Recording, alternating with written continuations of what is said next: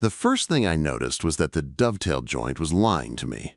To anyone else, the drawer front looked perfect. Walnut and maple met in a clean line. The grain wrapped the corner like it had grown that way. But when I ran my thumb along the seam, I felt it. A tiny ridge, a breadth of a gap where there should have been solid wood. Most people would never see it. I could not unfeel it. I sighed, set the drawer down on the bench, and picked up my chisel. The barn was my whole world. 3,000 square feet of converted farm space on the edge of a small town in the Pacific Northwest. The walls were insulated, the concrete floor was cold, and the air smelled like sawdust, linseed oil, and wet white oak. Outside, the storm that had hammered the coast all night was finally dying. Rain softened from rage to drizzle. Wind still rattled the gutters, but the worst had moved on. Weather, at least, was honest. It told you what it was going to do. Wood was not always honest. Wood twisted days after you finished a piece if you ignored the grain. It moved with the memories of the wind that bent it, the storms that soaked it. If you did not pay attention, it punished you. I adjusted the magnifying lamp and narrowed my world down to the single joint in front of me. I wore a plain gray t-shirt with the sleeves pushed up. Sawdust stuck to my forearms. I was 32, and I had spent the last 5 years building a life with as few surprises as possible. Strong furniture that would outlive me. 6 hours of sleep. Steel-cut oats at the same time every morning. No drama, no crowds, no noise. Just me and the work. A crunch of gravel cut through the hum of the lights. I froze. It was not the wind. Not a branch. Those were sounds I knew. This was something else. Tires on the long drive. Then footsteps. Not slow, not casual. Quick, uneven steps, like someone was half running, half falling forward. Nobody came out here by accident. My place sat far off the county road, tucked behind fir trees and blackberry bushes. If you reached my door, you meant to be here. Knuckles tapped the small side door. Once, soft. Then again, harder, like someone trying to stay polite while their nerves came apart. I set the chisel down. The steel clicked against the bench. Before I moved, my eyes went to the bottom drawer of my tool chest. The one that did not hold tools. Inside that drawer was a brass pin with an eagle on it, a certificate with my name in fancy print, and a photograph from Washington, D.C., a room full of white gloves and museum lights and people who talked about objects like they were holy. That drawer stayed closed. I crossed the floor and opened the side door. Cold, washed-out daylight spilled into the barn. The storm had torn holes in the clouds. Sunlight hit the wet ground and turned the mud and pine needles into a dull shine. The air smelled like soaked cedar, diesel from some far truck, and the last of the rain. She stood on the small concrete porch like the world had dropped her there. She held a bridal bouquet in both hands, and her knuckles were white around the stems. Her dark hair was damp and loose, curled from humidity and stress. Her makeup looked like it had been wiped off in a hurry with a towel, leaving faint shadows under her eyes. She wore an ivory slip-style top, a thin wrap, and a long skirt. The hem was splattered with mud from the walk up my drive. A veil hung from her wrist, half tangled like she had ripped it off and did not know where to put it. She had the polish of money, but she did not look fragile.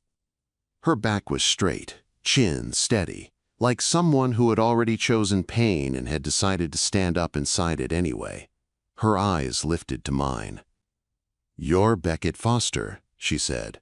Her voice did not shake. Her hands did. I knew the name she was saying. My name. What I did now. What I used to do. I did not know her, but I recognized the way trouble arrived. It never came alone. It came wearing perfume and a nice dress and dragged paperwork behind it. "You're at the wrong house," I said. "Road's back that way." "I know exactly where I am," she replied. She swallowed hard. "Travis told me you fix things." Of course. Travis. The only person stubborn enough to pull me into town life now and then. The only one who still said my name in rooms I never walked into anymore. "I'm a furniture maker," I said. "Not a crisis hotline." Her fingers clenched tighter on the bouquet, white roses, big, full, expensive. The kind you ordered months before, so they would be perfect on the day that was supposed to be the happiest of your life. I canceled my wedding, she said. She did not whisper it. She said it like a fact that had already exploded and could not be taken back. I walked out. I held her gaze. That's not my problem. It will be, she said softly. For the first time, I saw fear leak through her control. Because Mark already made it your problem, she went on. He froze my cards at the florist. My phone is in his car. The limo company will not speak to me without his approval. I tried to pay for gas and my card declined. Then my mother called from his number and told me I was having an episode. She reached into her wrap and pulled out a thick envelope, legal letterhead. My favorite kind of poison. She unfolded it with shaky fingers and held it out. I did not take it right away, but I read the top line, temporary financial hold. Below that was a neat paragraph, full of concern about protecting assets and her well-being while they waited for an evaluation. I had seen lines like that before. They could take a life apart without raising their voice. Who wrote this? I asked. Mark's attorney, she said. My mother is listed as concerned family. They were just waiting for me to give them a reason. I finally took the letter, folded it once, and set it against the doorframe. The paper was smooth and cold under my fingers. What do you want? I asked. She hesitated and lifted the veil and bouquet like she was making a confession.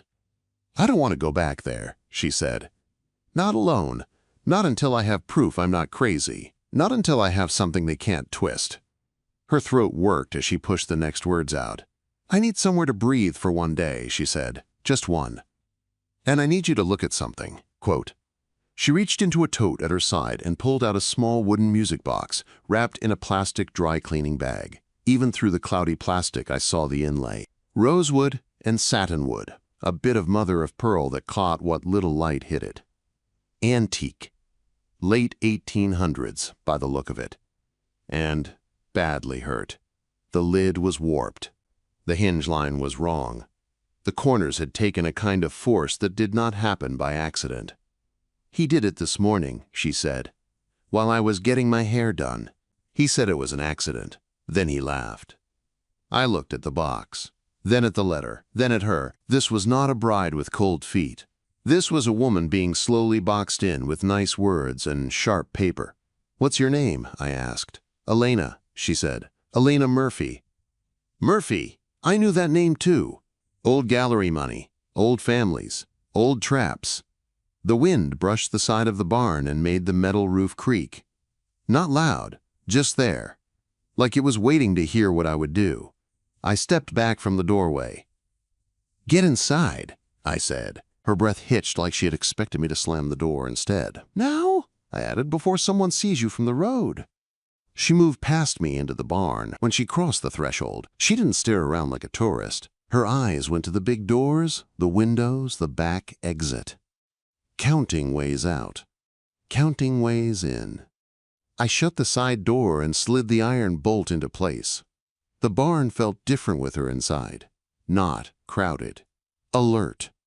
You're soaked, I said. I'm fine. You're not fine. I nodded toward the small bathroom off the main floor. There's hot water. There are clean coveralls on the hook. An old flannel. Change into something dry. Bring the box back when your hands stop shaking. She did not argue. That told me how long she had been forced to argue with everyone else. While she was gone, I read the letter all the way through. Then I took a picture of it on my workbench with my own phone. Evidence. I walked the perimeter of the barn, checked doors and locks, and looked out the loft window toward the road. Empty, for now. By the time Elena came back, the bride was gone. She wore my oversized gray flannel shirt and a pair of navy coveralls cinched at the waist. Her hair was still damp at the ends. The veil was shoved deep in the tote. The bouquet rested on the edge of my workbench like it did not know where it belonged now. She set the music box down with both hands. Show me, she said. I pulled the magnifying lamp over and peeled the plastic away. The box was fine old work. The damage was not. This is not a drop, I muttered. I lifted a splinter with tweezers and watched how the fibers had broken. This is compression. High force. So he lied, she said quietly. "I'm not done yet," I replied. She watched me, eyes hot but dry, like anger was the only thing holding her up. "Can you fix it?" she asked. I met her eyes. "I can stabilize the wood," I said. "I can rebuild structure. The music mechanism needs a specialist." "I already called one," she said fast. "My grandfather's friend. But if Mark gets this box first, it will disappear like everything else." She took a breath. "They'll say I ran, that I broke down, that I chose wrong, again, and they will make it sound so reasonable that everyone will believe them." I looked at her. "At the box." "At the letter on my bench." "Okay," I said. Her shoulders dropped a fraction. "I'm not a shelter," I added. "I don't do charity emotions."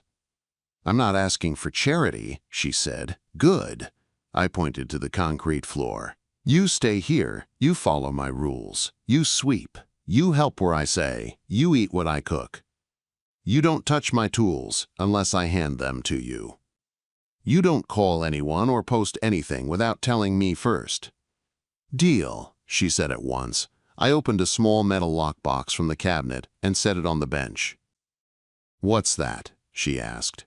"A place for your paper," I said. I slid the letter and her declined gas receipt into it. "If someone shows up asking questions, we don't just have your word, we have theirs on paper." She watched me like she was seeing a language she understood but had never been allowed to speak. "Why are you helping me?" she asked. I did not dress it up. "Because I don't like bullies," I said. "And because I can see how this ends if you walk back alone." Outside, the rain began again, light but steady, tapping the roof. Inside, a runaway bride in my coveralls stood beside my workbench, and my quiet life shifted on its hinges. Power went out just after sunset. 1 second the barn was warm and bright, the next it dropped into gray. The big overhead lights died, only the small windows near the roof let in a dull stripe of evening. Elena went still on the stool beside the bench, her hands tightened around the mug of tea I had poured her. "Is that normal?" she asked. "Out here, yeah," I said. "Storm knocks lines down. I have a generator." I crossed the barn by memory, found the pull cord, and stepped outside under the awning. The rain was coming down steady again, softer than last night, but still serious. I tugged the cord. The generator coughed, then caught. A low engine rumble rolled under the storm. Back inside, one lamp over the workbench blinked on, along with the small light above the stove. The rest of the space stayed in shadow. Elena let out a breath I did not know she had been holding. "You live like this all the time?" she asked. "Pretty much." She looked around the barn. The tall racks of lumber. The heavy benches. The stove in the corner with a pile of split wood beside it. The ladder up to the loft. "It is quiet," she said. "That is the point." I pulled a pot from the shelf and started dinner. Nothing fancy. Pasta, jarred sauce, some garlic I crushed with the side of a knife. The smell filled the barn, mixing with wood and rain. Elena watched from her stool. She looked strange in my coveralls and flannel, like a painting of a bride someone had wiped half clean. "My mother hates this kind of quiet," she said. "She says if a room is quiet, it means the wrong people are talking somewhere else." "What do you think?" I asked. "I think," she said slowly, "quiet is the first time in years I can hear what I want." She sounded surprised by her own answer. We ate at the small table by the stove. I sat in my usual chair. She took the one across from me. She sat straight, shoulders back, like she was at a formal dinner and someone might judge how she held her fork. "You can relax," I said. She gave a short laugh. I forgot how. We ate in a simple silence for a while. The storm tapped the roof. The wood in the stove crackled. My dog-eared clock on the wall ticked. "Tell me something true, Beckett," she said at last. "About what?" "About you. Travis only said you were the best at fixing old things and that you hate town." "That sounds true enough." She tilted her head. "And before this? Before the barn?" I twirled my fork in the empty bowl, thinking. Her eyes were on my face, steady and curious, not nosy. I could have brushed her off. I almost did. I used to work in D.C., I said. Museum work, old furniture, old boxes like yours. I was the guy they called when something important broke. What happened? She asked. I watched too many important things get treated like props, I said. And I saw how fast people can lie if it keeps money moving. I decided I would rather talk to wood than donors. She was quiet for a second. Is that why you believed me so fast? She asked. About Mark, about the letter. I believed the paper, I said, and your eyes when you talked about him. She looked down at her plate. Her thumb traced the edge of it. He did not start mean, she said. Of course he did not. He started helpful. He fixed things. He paid for a show when my gallery first opened. He called my ideas vision. He made my mother stop asking when I was going to marry. She swallowed. Then he started, protecting me, calling vendors before I could, telling me which clients were worth my time, putting my name on, joint, accounts that really had his address on top. By the time I realized every bill and every card was tied to him, I was the one sitting in my own office asking for permission. Her mouth twisted. If I ran any sooner, they would say I was ungrateful. If I stayed, I would disappear. And today? I asked. Today, she said. I left him at the altar, and he moved faster than I did. That letter was drawn up weeks ago. He was just waiting to send it. She looked at me again. If I go back tonight, they will sit me down on a white couch and speak softly about doctors and stress and one little checkup at a hospital in the city. And if I push back too hard, they will use it to prove I am unstable. Then everything I signed, built, and loved will have his name on it. I did not soften my face. I did not tell her she was overthinking. I had seen men with nice suits and calm voices do exactly what she was describing. You are not staying here forever, I said. You know that. I know, she said. I just need time. And something solid enough to put in front of someone that is not on his payroll. We will build it, I said. Her eyes searched mine like she was checking the joint before she leaned on it. Why am I not terrified right now? She asked quietly. Maybe you are tired, I said. Or maybe you know I am not going to lie to you and tell you this is easy. She smiled then. Small, quick, real. It landed low in my chest and stayed there. After dinner, she washed the dishes while I checked the locks again. The rain picked up outside. The drive turned into a dark river. No one was coming up that road without a reason. Where do I sleep? She asked. Loft, I said. There is a small room. Bed. Door that shuts. You keep it locked if you want.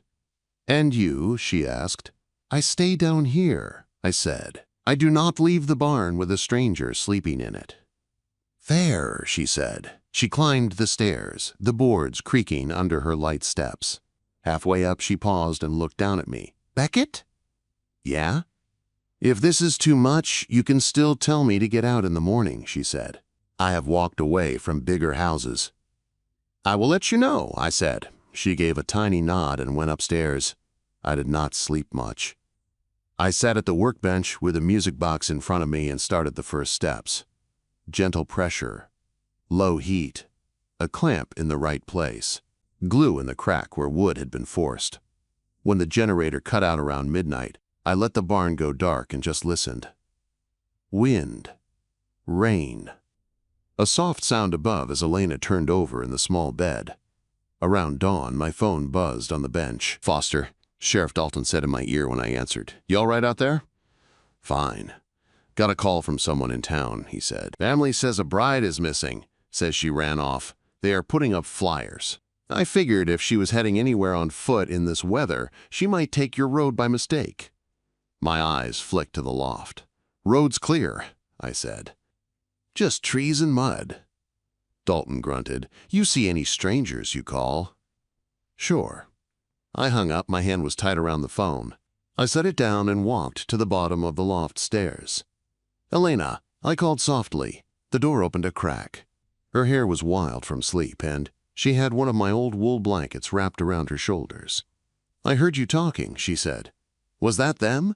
Quote, Sheriff, I said. Town thinks you are missing. Your mother is telling people you had some kind of break." Her jaw clenched. "Of course she is," she said. "This is her favorite story about me." "You do not have long," I said. "By Monday, they can lock you out of your gallery accounts if you do not show up to play the part." Quote, she came down the stairs, blanket dragging like a cape. "I cannot walk into that alone," she said. "If I show up by myself and start talking about broken music boxes and frozen cards, they will pat my hand and call a doctor." "You are not going alone," I said. She stopped on the last step. We were almost eye to eye. "Then how?" she asked. "We do it my way," I said. "Quiet, with proof, no screaming. No wild scenes they can point at later. We walk in with something they cannot argue away." She looked at the music box on the bench. "This," she whispered. "Maybe," I said. "Wood remembers things if you know how to read it." She stared at the box like it was both a wound and a weapon. "Then, teach me," she said. "Show me how to read it." That was when the crunch of tires hit the gravel again. We both turned toward the sound. The hair on my arms rose. This time, it was not the storm. It was a heavy vehicle moving slow. I killed the lamp over the bench with one flick. The barn dropped into soft gray. "Stay here," I said. Elena's hand caught my sleeve. "Don't go out there," she whispered. "He wants you angry. He wants a scene he can use." "I am not going out there," I said. "I am just looking."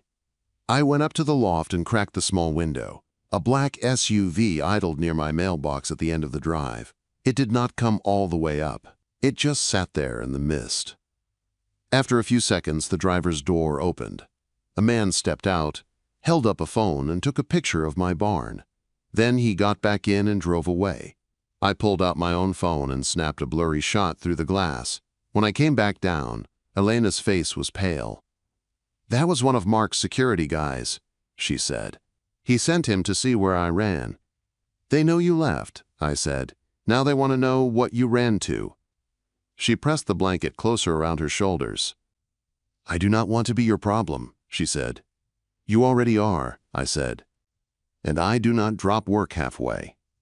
I went to the cabinet and pulled out a small motion camera I used to watch my lumber yard after a theft last year. I mounted it high in the rafters, pointing at the drive, ran the cable down, and plugged it into an old monitor by the desk. Elena watched every move. "You really do fix everything like it matters," she said. "It does," I answered. I clicked the camera on. The screen showed the wet drive, the fir trees, the road beyond. "Next time they pull in," I said, "we will not just feel it, we will see it. Time, date, plate number." "And then?" she asked. "Then," I said, "we stop hiding in the barn forever."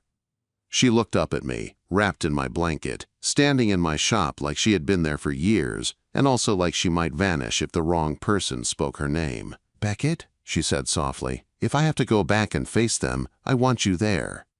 "You will not be walking in as the runaway bride," I said. "You will be walking in with evidence." I glanced at the music box on the bench. I had a feeling it was hiding more than a broken lid. "We just have to make the wood talk," I added. Her eyes flicked to the box and back to me. "Then let's make it talk," she said. Outside, the rain kept falling. Inside, the storm that really mattered was only just getting ready to hit. I started with the hinge line. The music box sat under my lamp like a patient on a table. Elena stood on the other side of the bench, hands flat on the surface, eyes sharp. She was not looking at it like it was a pretty keepsake anymore. She was looking at it like it was a witness. "First rule," I said, "wood never lies. People do." She watched every move as I loosened the brass screws and lifted the crushed section away.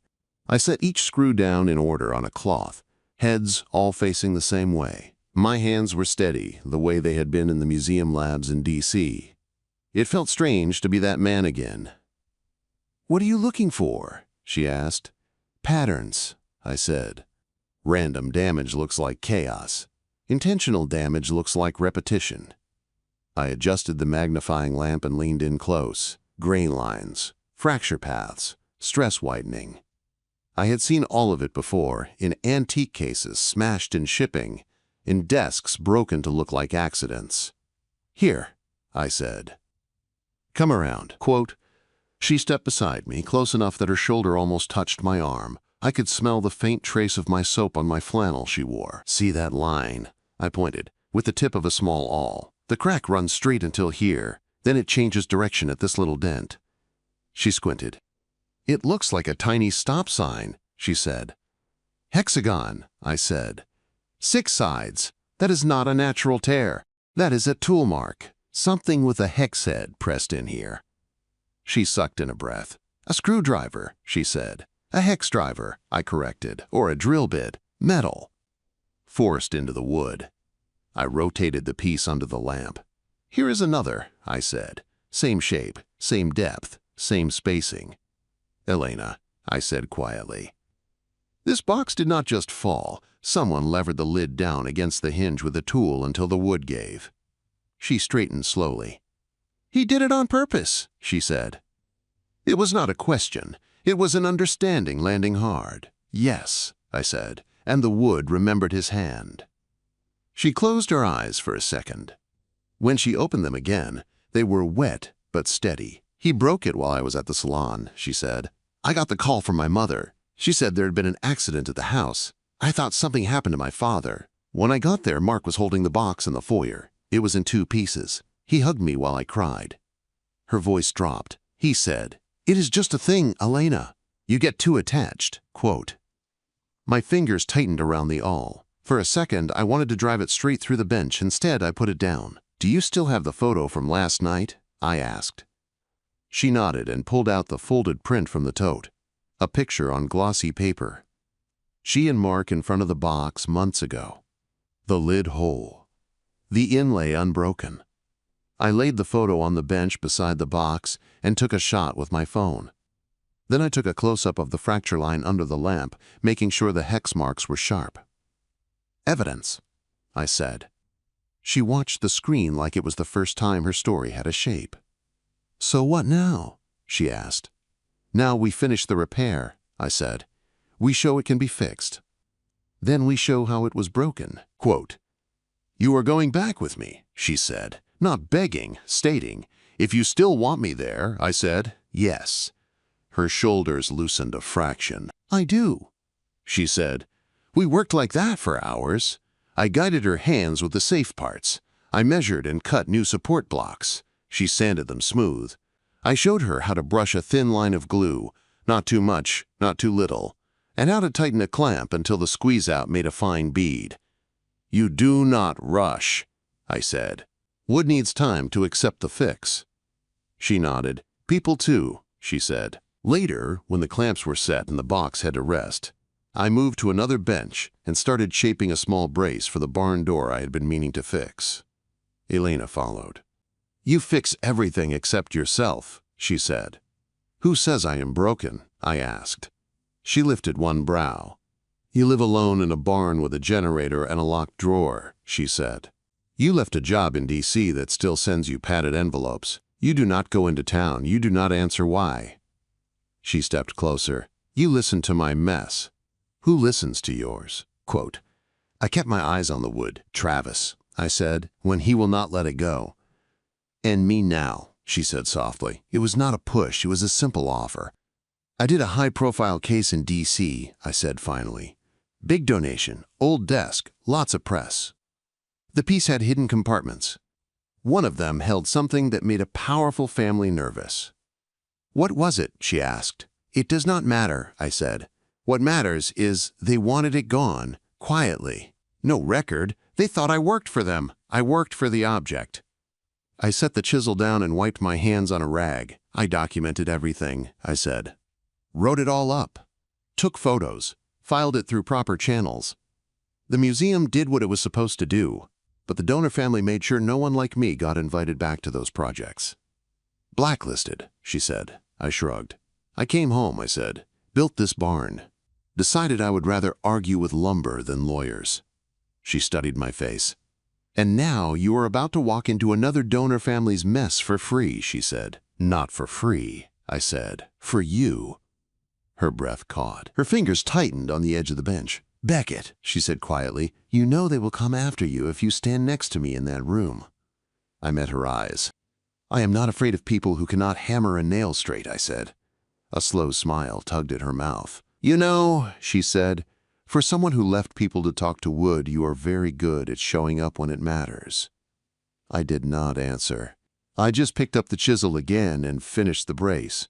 By the third day, the road had dried enough for Travis to make it back without drowning his truck. He pulled in just after lunch, mud up to the doors, a grocery bag in one hand and his eyes already scanning the yard. He stepped into the barn, saw Elena in my flannel with wood dust on her sleeves, and let out a low whistle. "Well," he said, "this looks domestic." Elena flushed. I shot him a look. "She is a client," I said. Travis grinned. "Sure," he said. "My bad. Client with a bouquet on your bench." He held up the bag. "I brought coffee, actual fresh stuff. Town is buzzing, by the way." Elena's shoulders went tight. "What are they saying?"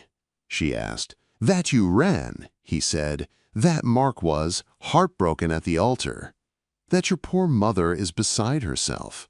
Flyers at the co-op, a post in the town group online, all about your history with stress. Quote."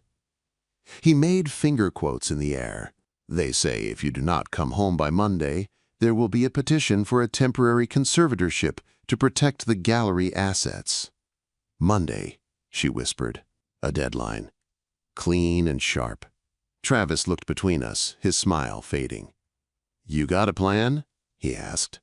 "We do," I said. I showed him the letters, the receipts, the photos of the fracture line. I pointed out the hex marks and walked him through it like I would a client. He whistled low again, but this time there was no joke in it. "He really put a tool to it," he said, then called it an accident. "Yeah," I said. Travis rubbed the back of his neck. "You know they will not play fair," he said. "They will say you manipulated her. They will say this barn is a cult. They will say you coached her." "I know," I said. "And you are still going in?" "Yes." Quote. Travis nodded once. His face went serious in a way I did not see often. "Then I am coming," he said. "You will need someone in the crowd who knows how these people talk." "I do not want you caught in this," Elena said. He snorted. "Too late," he said. "You showed up at the one guy's house who has save broken things written into his bones. That makes you a friend. Friends come with trouble. It is in the manual." He slapped my shoulder lightly. "Besides," he said, "after DC, you think I am letting you walk into another wealthy hornet's nest alone?" He dropped the grocery bag onto the bench. "Get dressed up, both of you," he said. "Your mama's gala is tonight." Elena went still. "The Oak Haven Winter Gala," she said. "They will be there. My mother, Mark, his attorney, everyone who believes their story." "Good," I said. Elena turned to me slowly. "You want to walk into the lion's den?" she asked. I picked up the finished brace, ran my fingers over the grain and checked the joint. No ridge, no gap, solid. "I want to walk in through the front door with the truth," I said, "and walk you out again." Her eyes searched mine. There was fear there, and anger, and something softer that she tried to hide and failed. "I chose wrong for a long time," she whispered.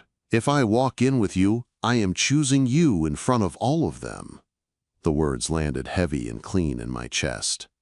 "Then make sure it is what you want," I said. She reached across the bench and took my hand.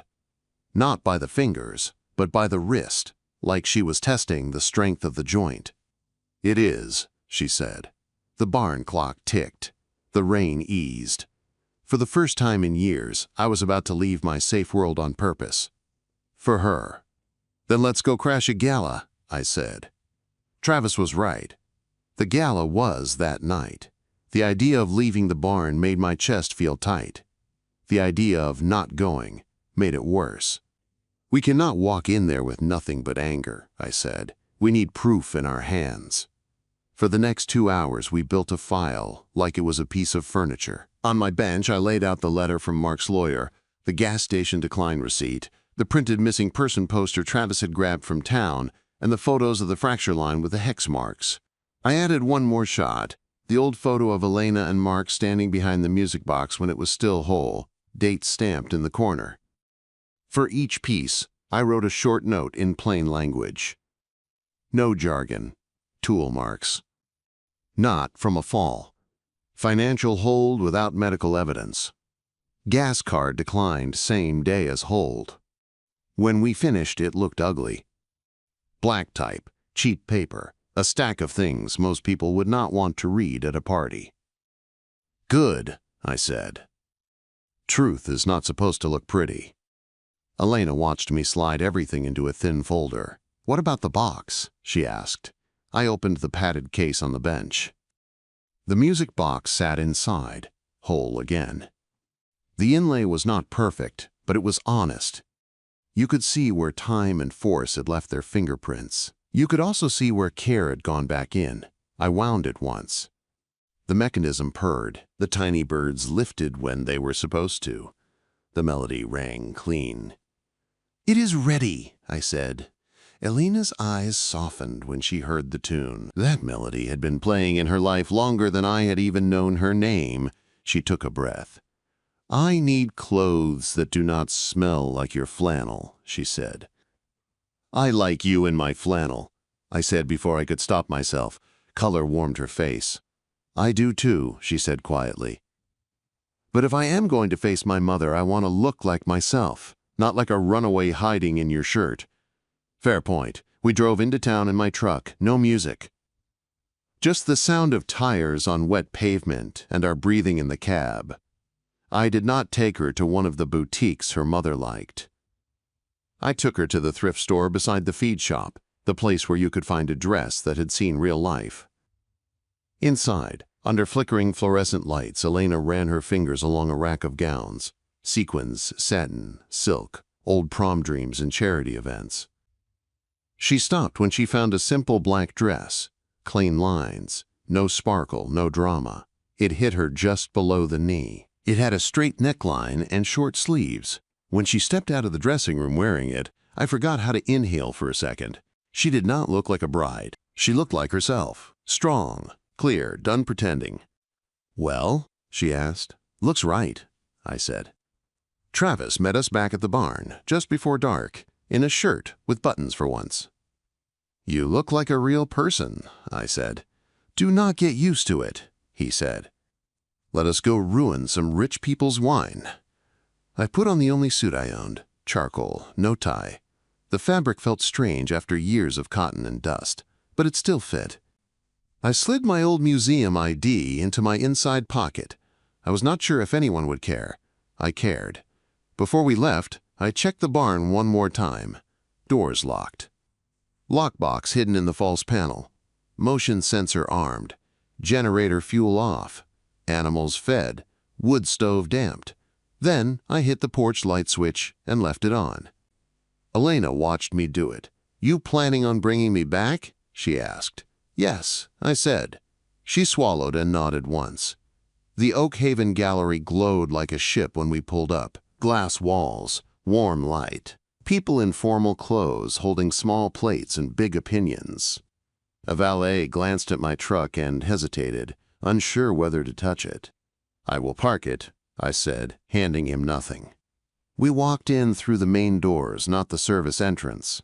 Elena walked beside me, not behind. Travis peeled off and melted into the crowd, already scanning faces. Inside, the air smelled like perfume, wine, and fresh paint. A string quartet played in one corner. A silent auction table glittered with items. Vacations, jewelry, overpriced art. At the far end of the room, on a small stage, stood Mrs. Murphy. Perfect hair, perfect posture, microphone in hand. Beside her, Mark wore a navy suit, and the expression of a man who believed the room belonged to him. "And of course," Mrs. Murphy was saying, "we are all very concerned about Elena's health. She has always been sensitive. We are grateful Mark and his family are handling the transition with such grace." Elena's hand clenched around the strap of her small borrowed purse. "That is enough," I said under my breath. "Ready? Quote." "No," she said, "but I am going anyway." We walked down the center of the room. Conversations faltered. People turned. Some gasped. Some whispered. A path opened without anyone meaning to. By the time we reached the front, the entire gallery was paying attention. Mrs. Murphy saw us and froze for half a heartbeat. Then her smile snapped back into place. "Elena," she said into the microphone. "Sweetheart, we were all so worried." Elena took the last few steps alone. She stopped at the base of the stage. "You were worried about your story," she said, her voice carried without the mic. "Not about me." A murmur went through the crowd. Mark stepped forward, his face twisted into a look of concern. "Elena," he said, "you do not know what you are saying. Come with me. We can talk privately. Everyone here understands." He reached out like he was going to take her elbow and steer her away. I moved without thinking. I stepped between them. His hand hit my forearm instead of her arm. He glared at me. "This is a family matter," he said sharply. "Who are you?" Quote, "The man who fixed what you broke," I said. I set the padded case on the nearest cocktail table and opened it. The music box caught the light. People leaned closer despite themselves. Money liked pretty things. "Most of you know this box," Elena said, keeping her eyes on the room, not on Mark. "It sat in my grandfather's study for 60 years. It was the first art I ever loved." She picked up the key and wound it. The mechanism clicked and began to turn. When the first clear notes filled the gallery, it felt like the air shifted. "Mark told everyone he dropped it," she said, "that it was an accident, that I was overreacting, that my grief meant I was not well." She looked at her mother. "You used that story," she said, "to sign papers that say I am unstable, that I need my assets protected from myself." Mrs. Murphy's smile trembled at the edges. "This is not the place," she said tightly. "It is exactly the place," Elena said. I opened the folder and spread the photos out on the same table, beside the spinning box. Close-ups of the fracture line. The hex marks. The evidence. I turned to the crowd, speaking the way I would in a lab presentation, calm and clear. "When wood falls, it splits along the grain," I said. "Random fibers, ragged edges. You do not get repeating shapes."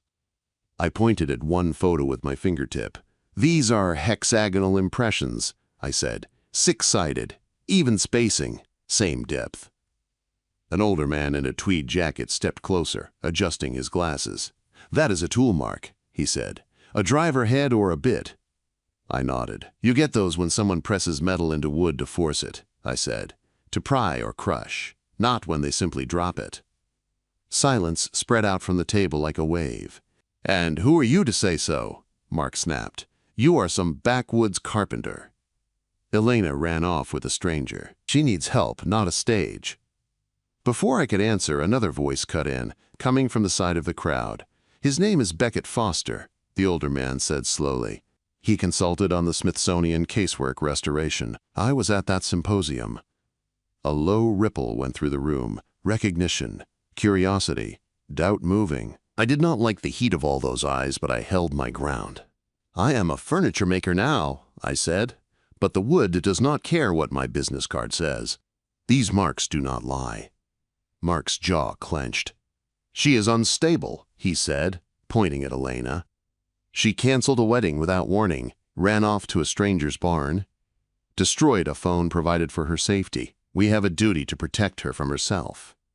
Elena laughed once. It was a short, shocked sound, but there was no humor in it. "You put spyware on that phone," she said calmly. "You read my messages. You recorded my calls.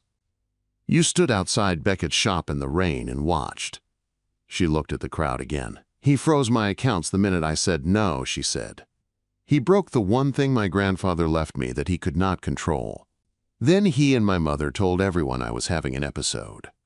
She reached for my hand without looking, fingers threading through mine. "If you all want to keep doing business with a man who does that," she said, voice steady, "that is your choice. But you are not going to do it believing he is the victim." Mrs. Murphy's face had gone pale. She looked out over the donors and saw something she understood better than anything. Doubt, judgment, risk. "Mark," she said quietly, her perfect voice cracking for the first time, "perhaps you should take some space." He stared at her like he could not believe it. "You are believing this," he hissed, "over me." "I am seeing it," she said. That is different. He looked around, saw only eyes on him, and did what men like him did when the room stopped obeying. He left. He shouldered through the crowd and out the side door. Someone let out a long breath they had been holding. Somewhere in the back, a glass clinked nervously against a tray. The string quartet stopped playing. No one told them to. They just knew. For a second, the room was a perfect still frame. Then, one by one, people began to move. Some came closer to look at the photos. Some pulled Mrs. Murphy aside to murmur about reputational risk.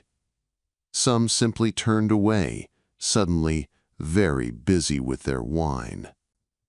I did not care. I looked at Elena. She looked at me. "You did it," she whispered. "We did it," I said. Her chin lifted.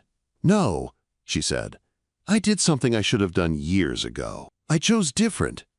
She squeezed my hand in front of everyone. "I chose you," she said, not loud, but clear enough that the people closest heard it.